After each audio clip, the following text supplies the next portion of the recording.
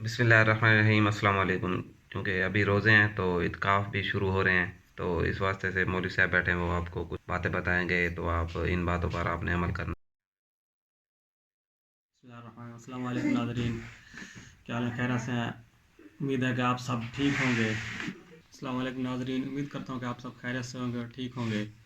ناظرین، آپ کو جیسے کہ آپ کو پتہ ہے کہ آج رمضان المبارک کے 18 روزے مکمل ہو چکے ہیں، اور لگ بھگ 2 دن بعد جو خوش نصیب اعتکاف کرنے کی نیت کرتے ہیں وہ مسجدوں میں اعتکاف بھی کریں گے، اور اعتکاف کی جو رحمتیں اور برکتیں ہیں وہ بھی ان سب کو نصیب ہوں گی۔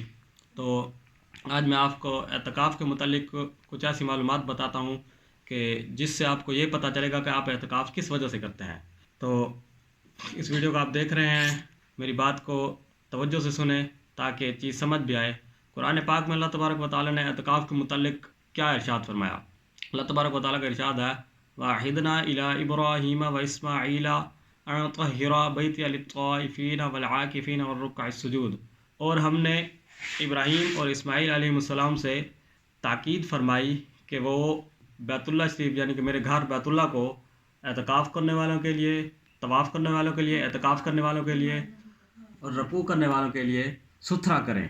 یعنی کہ اس آیت سے ہمیں یہ بھی پتہ چلتا ہے کہ اللہ تعالیٰ کا گھر ایک بیت اللہ نہیں بلکہ جہاں جہاں بھی مسجدیں ہیں، جہاں پر اللہ کا ذکر ہوتا ہے، وہ اللہ کا گھر ہے، اور اس میں طواف بھی کیا جاتا ہے اور رکوع اور سجود بھی کیے جاتے ہیں، جبکہ طواف کی جو بات آئی ہے وہ بیت اللہ شریف کے ساتھ خاص کی گئی ہے۔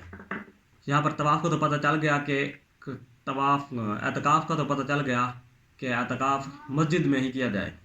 عورتیں جو ہیں وہ گھر میں اعتکاف کریں اور مرد جو ہیں وہ مسجد میں اعتکاف کرتے ہیں۔ اور ہم اعتکاف کرتے کیوں ہیں؟ اس کی وجہ کیا ہے؟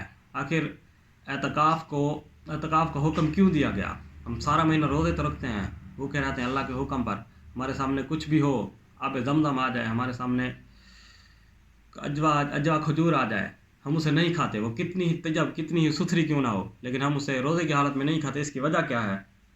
وجہ یہ ہے کہ اللہ نے ہمیں حکم دیا اور ہمارا ایمان اتنا پکا اور مضبوط ہے کہ ہم کچھ بھی کھانے سے باز رہتے ہیں، اس وجہ سے کہ اللہ ہمیں دیکھ رہا ہے۔ اگر ہم کھائیں گے تو اللہ ہمیں اس کی سزا دے گا۔ تو اعتکاف کس وجہ سے کیا جاتا ہے؟ اس کے لیے ایک حدیث پاک میں سرکار دو عالم صلی اللہ تعالیٰ علیہ وسلم نے فرمایا، حضور فرماتے ہیں کہ میں نے پہلے عشرے میں اعتکاف کیا، یعنی کہ رمضان شریف کے پہلے 10 روزے اعتکاف کیا، مجھے شب قدر نہیں ملی۔ اس کے بعد میں نے دوسرے 10 روزے یعنی کہ دوسرے عشرے میں اعتکاف کیا، اس میں بھی مجھے شب قدر نہیں ملی۔ اس کے بعد مجھے بتایا گیا کہ شب قدر جو ہے وہ رمضان کے تیسرے عشرے میں ہے، یعنی کہ آخری 10 روز، رمضان کے آخری 10 روزے جو ہوتے ہیں ان میں شب قدر رکھی گئی ہے۔ تو حضور نے صحابہ سے فرمایا کہ جو بھی میرے ساتھ اعتکاف کرنا چاہتا ہے وہ آ کے میرے ساتھ اعتکاف کر لے۔ تو صحابہ بھی کتنے خوش نصیب ہوں گے کہ جنہیں اعتکاف کرنے کے لیے بھی حضور جیسا ساتھی میسر آیا، حضور کی زندگی میں حضور کے ساتھ اعتکاف کرتے ہوں گے، ان کی تو زندگی کا انداز ہی کچھ اور ہوتا ہوگا۔ لیکن بہرحال اللہ ہمیں بھی اعتکاف کرنے کی توفیق عطا فرمائے۔ اعتکاف کا اصل مقصد یہ ہے کہ ہمیں اس میں شب قدر کو ڈھونڈنا ہوتا ہے کہ شب قدر کا حکم یہی ہے کہ وہ رمضان شریف کے آخری 10 تاک راتوں میں ہوتی ہے۔ تو ہم رمضان شریف کے آخری پورے عشرے کا اعتکاف کرتے ہیں تاکہ اس میں ہم شب قدر کو ڈھونڈ سکیں۔ اور شب قدر کی فضیلت کے متعلق بھی قرآن مقدس میں اللہ تبارک و تعالیٰ نے پوری سورت نازل فرمائی ہے۔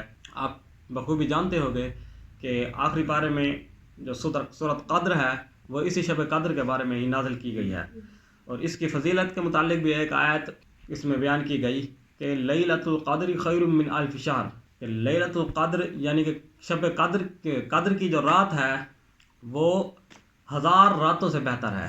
لیلۃ القدر خیر من الف شہر، کہ وہ 1000 راتوں سے نہیں بلکہ وہ 1000 مہینوں سے بہتر ہے۔ شب قدر کی جو رات ہے وہ 1000 مہینوں سے بہتر ہے، اور اس میں فرشتے نازل ہوتے ہیں، اور وہ فرشتے تنزل الملائکۃ والروح فیہا باذن ربہم من کل امر، کہ وہ فرشتے اس رات میں فرشتے نازل ہوتے ہیں اور وہ اپنے رب کے حکم سے اپنے اپنے کام پر مقرر ہوتے ہیں، اور یہ اس وقت تک مقرر ہوتے ہیں جب تک کہ سورج طلوع نہیں ہو جاتا۔ اور شب قدر کے اور بھی بہت سے فضائل ہیں۔ آج کی ویڈیو میں بس اتنا ہی۔ نیکسٹ ویڈیو میں اس کے انشاءاللہ اس کے فضائل بھی بتائیں گے، اور دیگر جو اس کے متعلق کچھ پیشن گوئیاں ہیں کہ یہ رات طاق راتوں میں کس رات میں زیادہ پائی جاتی ہے، اس کے متعلق وہ بھی بتایا جائے گا۔ تو اب تک کے لیے یہی کچھ، تو اپنے اس حقیر سے بھائی کو اجازت دیجیے۔ السلام علیکم ورحمۃ اللہ وبرکاتہ۔ وعلیکم السلام۔ تو یار آپ نے مولوی صاحب کی بات سنی، اگر آپ کو مولوی صاحب کی بات اچھی لگی ہو تو مولوی صاحب کی بات پر عمل کرنا ہے۔ اگر آپ کو ویڈیو اچھی لگی تو ویڈیو کو لائک بھی کر دینا۔ تو ہم ملتے ہیں انشاءاللہ اگلی ویڈیو میں۔ السلام علیکم۔